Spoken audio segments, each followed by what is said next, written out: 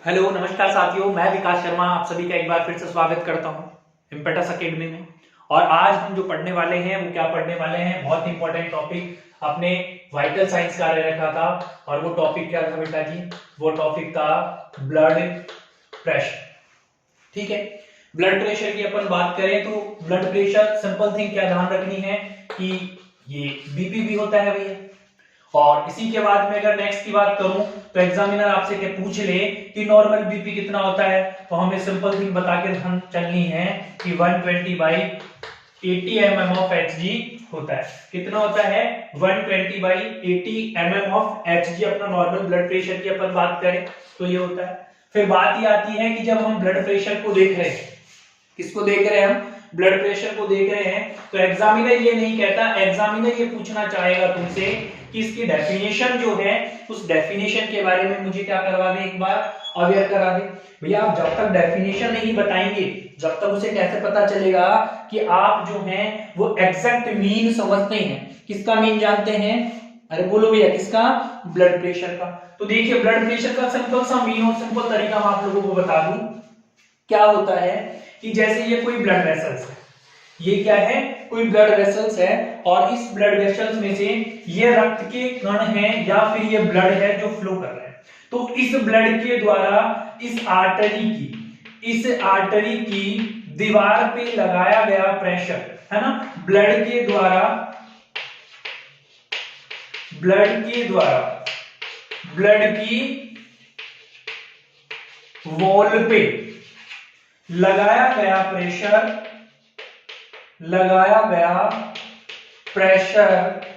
क्या कहलाता है जी? ब्लड प्रेशर कहलाता है। तो एग्जामिनर इस तरीके से आपसे क्वेश्चन पुट अप कर ले कि बीपी क्या है, तो सिंपल थिंग बतानी है कि excretory force of the blood against the wall of the blood vessels.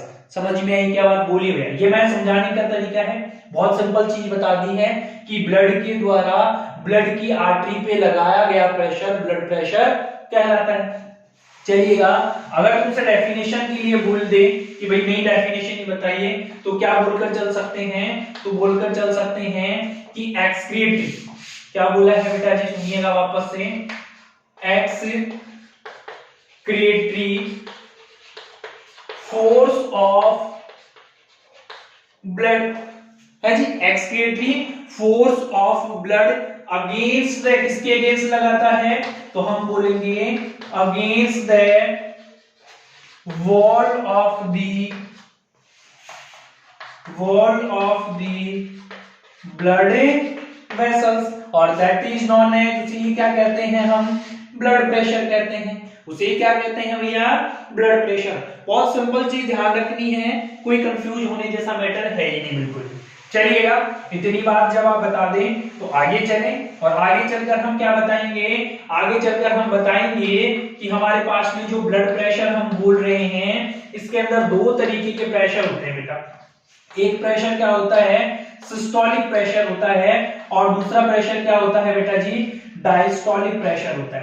अरे बोलिए, पहला क्या है? सिस्टोलिक ब्लड प्रेशर है, सिस्टोलिक ब्लड प्रेशर है ना, और दूसरा क्या होता है? Diastolic blood pressure. चलिएगा भाई, सिस्टोलिक डायस्टोलिक की बात हो रही है तो सिंपल थिंग बतानी है कि अगर मैं किसकी बात करूं, मैं बोलूं कि मैक्सिमम प्रेशर है, क्या है बेटा जी? मैक्सिमम प्रेशर, दैट मींस वो क्या है? Systolic pressure. सेकंड थिंग, अगर अपन बात करें डायस्टोलिक की, इट मींस क्या है जी? इट मींस है मिनिमम प्रेशर। बोलिए बोलिए, क्या है? Minimum pressure. अब देखिएगा, अगर मैं इस मैक्सिमम प्रेशर के में से लेस कर दूं किसको? मिनिमम प्रेशर को, मतलब 120 मैक्सिमम अपनी नॉर्मल रेंज है, और 40 अपनी 80 कितनी है? अपनी मिनिमम नॉर्मल रेंज है। तो अगर हम बात करें कि 120 में से 80 चला जाए तो कितना बचेगा बेटा? 40 mm ऑफ Hg बचेगा। और इस 40 mm ऑफ Hg को किस नाम से जाना जाता है? तो ये एग्जामिनर ने क्वेश्चन पूछा था, और उसका तुम्हें आंसर देना है कि उसे हम पल्स प्रेशर के नाम से जानते हैं। अरे किसके नाम से जानते हैं, बोलो भैया, किसके नाम से जानते हैं? हम जानते हैं उसे पल्स प्रेशर के नाम से जाना जाता है। नॉर्मल पल्स प्रेशर कितना है? तो सिंपल थिंग बतानी है कि 40 mm ऑफ Hg होता है। नॉर्मल बीपी कितना होता है? 120 से लेकर 80 mm ऑफ Hg होता है जी, बात समझ में आ रही है? नॉर्मल सिस्टोलिक बीपी कितना है? तो 120 है। नॉर्मल डायस्टोलिक बीपी कितना है? तो 80 है। अब देखिएगा, आजकल अगर बात करें हम तो नॉर्मल ब्लड प्रेशर भी कितना आ सकता है? 130/19 mm ऑफ Hg। अब ये नॉर्मल है भैया, एक अडल्ट पर्सन की अगर हम बात करें, ये अभी तक अपडेट नहीं हुआ है बुक्स में आज भी यही रेशो आता है, बट अगर ये किसी का आ रहा है तो ये नॉर्मल थिंग है, कोई बड़ी बात वाली बात नहीं है। बिकॉज क्योंकि आज के अगर हम फूड की बात करें, खान पान की बात करें, रहन सहन की बात करें, और लोगों का बहुत ज्यादा क्या है, गर्म मिजाज है, तो भैया ब्लड का फोर्स क्या है, सिंपल थिंग ज्यादा है, खाने की वजह से भैया, है ना। चलिए हम इसकी बता दिए बात सॉरी।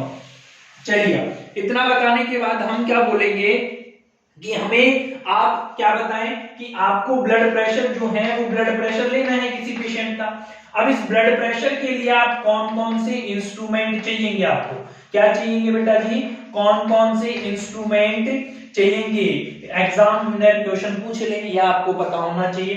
तो क्या क्या चाहिए होता है हमें? सबसे पहले चाहिए होता है स्टेथोस्कोप चाहिए भैया। अरे चाहिए या नहीं? हाँ जी, वो कानों में लगाने वाला, बिल्कुल वही चाहिएगा, स्टेथोस्कोप। दूसरे थिंग की बात करें हम तो क्या चाहिए हमें? बीपी इंस्ट्रूमेंट चाहिए। अब देखिएगा बीपी इंस्ट्रूमेंट भांति भांति के अवेलेबल हैं। एक कैसे मिलते हैं आजकल मार्केट में? एक मार्केट में मिलते हैं डिजिटल, और एक आते हैं बेटा मैनुअल। समझ में आई? डिजिटल जिसमें कफ बांधिए, मीटर को स्विच ऑन करिएगा, वो ऑटोमेटिक बता देगा। मैनुअल जिसके अंदर तो बहुत सारे कनेक्शन भी करने पड़ेंगे, और इस मैनुअल का थोड़ा सा प्रोसीजर भी मैं भी आप लोगों को बता दूंगा। चलिएगा, इसके अलावा क्या चाहिएगा? इसके अलावा हमें चाहिए बीपी कफ। सिंपल बीपी कफ चाहिएगा भाई, बिल्कुल चाहिएगा। चलिए इतनी बात समझने के बाद, इतनी बात आने के बाद, अब आपको क्या करना है? किसी भी पेशेंट का बीपी लेना है। क्या करना है जी? बीपी। अब बीपी की हम बात करें तो बीपी क्या है? ब्लड प्रेशर है, हमें पता है। चलिएगा हम प्रोसीजर किसी पेशेंट के साथ करने वाले हैं, किसी पेशेंट का प्रोसीजर करेंगे, तो प्रोसीजर करते वक्त हम क्या ध्यान रखेंगे कि हमारे पास में जो स्पिग्नोमैनोमीटर है, जिस मैनुअल बीपी इंस्ट्रूमेंट की मैं अगर बात करूं तो उसमें क्या है? स्पिग्नोमैनोमीटर। और एग्जामिनर एक बार क्या पूछा है बेटा जी? एक बार एग्जामिनर ने पूछा है कि उसके अंदर जो रीडिंग होती है वो मैक्सिमम कितनी होती है, क्योंकि मिनिमम तो सारी दुनिया को ध्यान है कि मिनिमम तो कितनी है? मिनिमम तो है बेटा 0। अरे कितनी है? 0। लेकिन एग्जामिनर क्या पूछना चाहता है? मैक्सिमम। तो बेटा आंसर दीजिएगा 30 mm ऑफ Hg। ये मैक्सिमम चीज है। ये कौन सी चीज है? मैक्सिमम उसकी रीडिंग है, मतलब उसमें रीडिंग आती है ना, वो मैक्सिमम पॉइंट होता है। चलिए इतनी बात क्लियर है? बोलिएगा वेरी गुड। इसके बाद हम अब चलते हैं बीपी लेने के प्रोसीजर की तरफ। तो बीपी लेने के प्रोसीजर की अगर हम बात करें डियर, तो सिंपल थिंग ध्यान रखनी है। क्या ध्यान रखनी है? कि हमारे पास में पहली बात तो ये होनी चाहिए कि जितने भी इंस्ट्रूमेंट लिए हैं हमने, वो रनिंग कंडीशन के अंदर हो, चालू हो, ऐसा नहीं कोई बंद है या फिर और कोई गड़बड़ है। उसके बाद मुझे क्या करना है? पेशेंट जो मेरा है उस पेशेंट को एक्सप्लेन द प्रोसीजर करना है। क्या करना है जी? प्रोसीजर को एक्सप्लेन करना है। इसके बाद मुझे क्या करना है? उस पेशेंट को या तो मैं दे दूं कौन सी पोजीशन? सुपाइन पोजीशन, या मैं क्या कह दूं उसे कि आप क्या करें? सिटिंग पोजीशन में बैठ जाइए, है जी। 2 पोजीशन में उसे दे सकता हूं, लेकिन साथ में मैं एक और बात उसे कह दूं कि उसका जो हैंड है, जो हाथ है, वो किसके बराबर हो? इक्वल होना चाहिए बेटा। तो इक्वल की बात करें तो उसके दिल के बराबर। क्यों? क्योंकि अगर दिल से ऊपर हुआ तो ब्लड प्रेशर कम है, अगर दिल से नीचे हुआ तो ब्लड प्रेशर ज्यादा है, क्योंकि ग्रेविटी भी तो काम करती है। तो आप लोगों को ये चीज क्या करनी है? ध्यान रखनी है जब हम क्या करेंगे? बीपी रीडिंग करेंगे। इतनी बात बता दिए। चलिएगा इतना बताने के बाद नेक्स्ट की तरफ हम चलें तो नेक्स्ट क्या पता होना चाहिए हमको पता होना चाहिए बीपी कफ बांधना है। क्या बांधना है बेटा जी? अब देखो पेशेंट को क्या करना है? बीपी कफ अटैच करना है या बीपी कफ बाइंड करना है, पेशेंट को बांधना है। अब मैं क्या कर दूं, बाइंड कर दिया मैंने, ठीक है। तो बीपी कफ बांधा कहां जाता है, तो आप बताकर चलेंगे जस्ट अबाउट द एंटीक्यूबोइडल फोसा, है जी। एंटीक्यूबोइडल अपन किस चीज पे बीपी को मेजर करते हैं, स्टेथोस्कोप को रखते हैं, ये भी क्वेश्चन आया है। तो हम किस पे रखते हैं बेटा जी, हम असिस्ट करते हैं ब्रेकियल आर्टरी पे। किस पे असिस्ट करते हैं, ब्रेकियल आर्टरी पे। ये छोटी छोटी बातें हैं जो मैं तुम्हें बता रहा हूं। क्यों बता रहा हूं, क्योंकि एग्जाम में आती है, समझ आ रही बात, क्योंकि एग्जाम में आती है। ये क्या है, ब्रेकियल आर्टरी पे रखी जाती है। अब एंटीक्यूबोइडल फोसा से जस्ट ऊपर बांध रहे हैं, मतलब आप कितना ऊपर होना चाहिए बताइए, तो हाथ पर देना 2 से लेकर 4 इंच ऊपर हुई। क्यों, क्योंकि जब आप स्टेथोस्कोप को प्रेस करेंगे ब्रेकियल सरफेस पे, यहां पे प्रेस करेंगे ना, तो जगह होनी चाहिए, समझ में। यहां पे बीपी कफ बांधना है, और बीपी कफ को बांधते वक्त ध्यान रखना है, ना तो उसे ज्यादा टाइट बांधना है, ना उसे ज्यादा लूज बांधना है। लूज बांधोगे तो प्रेशर बढ़ा सकता है, घटा सकता है। मैं कह रहा हूं दोनों ही सिचुएशन में वेरिएशन आ सकते हैं, तो इस बात का भी ध्यान रखना है आप लोगों को। चलिए, आपने अटैच कर दिया। अब बीपी कफ बांधने के बाद हम क्या करेंगे, उसको स्पिग्नोमैनोमीटर जो है उससे क्या करना है, मुझे अब कनेक्ट कर दूं। अरे किसको कनेक्ट करनी है, बीपी कफ वाला जो ट्यूब है उस ट्यूब से मैंने कनेक्ट कर दिया स्पिग्नोमैनोमीटर का कनेक्शन। अब मुझे क्या करना है, एक बल्ब लगा है, उस बल्ब की हेल्प से क्या करूं मैं, इसमें एयर जो है बेटा, एयर को पुश करनी है। सिंपल थिंग, एयर मैंने पुश कर दी। अब एयर पुश करने के बाद क्या करना है, अब एयर पुश करने के बाद बिल्कुल सिंपल थिंग, क्या ध्यान रखना है कि मैं मैक्सिमम 220 और मैक्सिमम से मैक्सिमम 250 रीडिंग से ऊपर कभी नहीं जाऊंगा, है ना, कभी नहीं जाऊंगा। अगर नॉर्मली भी बात करें तो 200 तक ही हम क्या करते हैं, जाते हैं। फिर हम क्या करेंगे, उस साइड पे स्टेथोस्कोप रखेंगे और हम उसको साउंड को सुनने की कोशिश करेंगे। कौन सा साउंड सुनते हैं बेटा, तो हम बताकर चलेंगे कि हम 2 तरीके के, तो कौन सा साउंड आएगा, पहला जो साउंड आएगा वो तो हमारे पास में कौन सा आएगा रे, अभी अभी तो बताया था, बोलो रे, अभी आया था सिस्टोलिक। और फिर दूसरा कौन सा आ जाएगा, डायस्टोलिक। सिंपल थिंग है, तो सिस्टोलिक को सुनना है। अब जहां पे पहला साउंड सुनाई दे दे, जहां पर फर्स्ट साउंड सुनाई दे, फर्स्ट साउंड दे, वही क्या है, वही सिस्टोलिक बीपी है। और जहां पर लास्ट साउंड सुनाई देता है वही डायस्टोलिक बीपी है। बीच में जो dub dub dub dub up and down चलती रहती है, मतलब वो ब्लड पे, ब्लड के द्वारा, ब्लड की वेसल्स पे जो प्रेशर लगाया जा रहा है वो ब्लड प्रेशर है बेटा। समझ में आ रही है क्या बात, बोलो भैया। ये नॉर्मल थिंग है, और ये नॉर्मल प्रोसीजर किसका है, आपके ब्लड प्रेशर का है। तो ये जनरल बातें हैं जो आपको ध्यान रखनी है। चलिएगा भाई, अब बीपी की बात करूं तो बहुत सारे फैक्टर्स होते हैं जो बीपी को कहीं ना कहीं अफेक्ट करते हैं। तो कई बार ऐसे भी क्वेश्चन आ जाए, फैक्टर्स अफेक्टिंग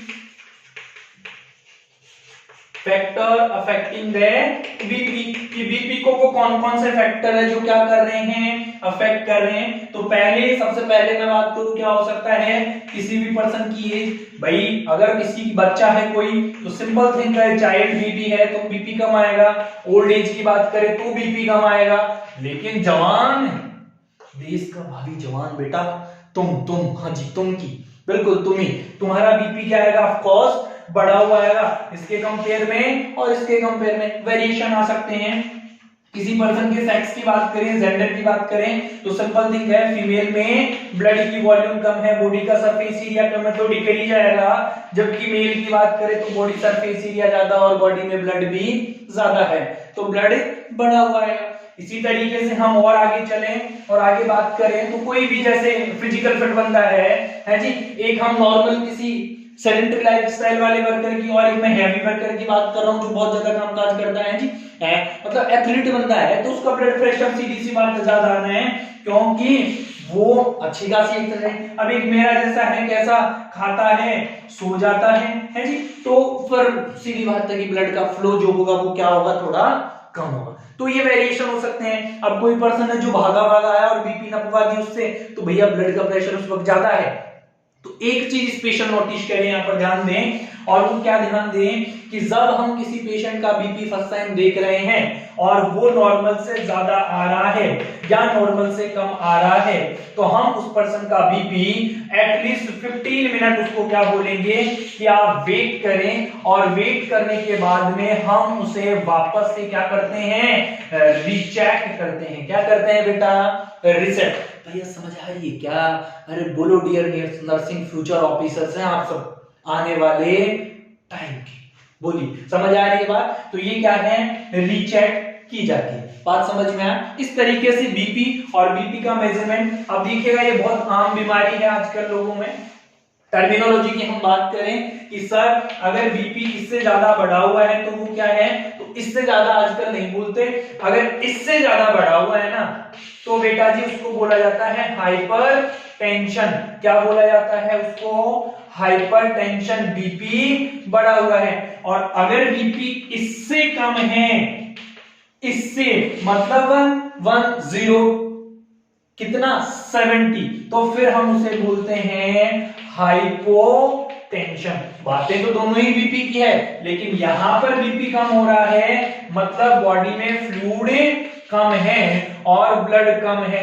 समझ आई बात? चलिएगा। और अगर बढ़ रहा है मतलब बॉडी में ब्लड भी ज्यादा है और बॉडी में फ्लूइड भी ज्यादा है। तो क्या करें सिंपल काम, जिसमें आपको पता है बीपी कम है तो आप उसे क्या करें, सोडियम डाइट थोड़ी ज्यादा करा दें, क्योंकि सोडियम क्या करता है आपको पता है, रिटेंशन करवाता है। किसका रिटेंशन कराता है, तो हमें पता है जी वाटर का रिटेंशन। सोडियम बॉडी में रुका तो पानी रुका, पानी रुका तो बॉडी में फ्लूइड बढ़ा और बीपी ठीक हुआ। अगर यहाँ ज्यादा है तो नमक खाना बंद करवा दें, नमक कम हुआ, बॉडी से रिटेंशन खत्म हुआ तो ऑटोमेटिक फ्लूइड वॉल्यूम कम हुई और बीपी कम हुआ। ये नॉर्मल फेज है बेटा, ये ऐसी बीमारी है अगर किसी पर्सन को एक बार हो जाती है तो चलती ही रहती है उसके पूरे जीवन काल में। तो ध्यान रखें, थोड़ा बी अवेयर, ऑलवेज एक्सरसाइज करिए, लाइफ में हर काम करिएगा, लेकिन जीवन में अपने लाइफ में अपने लिए खुद के लिए भी जिएगा, है जी। खुद की बॉडी को गिवन एक सफिशिएंट टाइम दीजिएगा, एटलीस्ट अपने लिए जिए, 1 घंटे अपने शरीर के लिए जिए, अपनी खुशी के लिए जिए, लाइफ में इतना तो जरूर आप करिए। तो बेटा ये आप लोगों का ब्लड प्रेशर यहाँ खत्म होता है। कर दिखाइएगा दुनिया में कुछ ऐसा कि दुनिया करना चाहे आपके जैसा। Thank you so much everybody, मिलते हैं नेक्स्ट क्लास में, और आज के लिए इतना, ऑल द बेस्ट।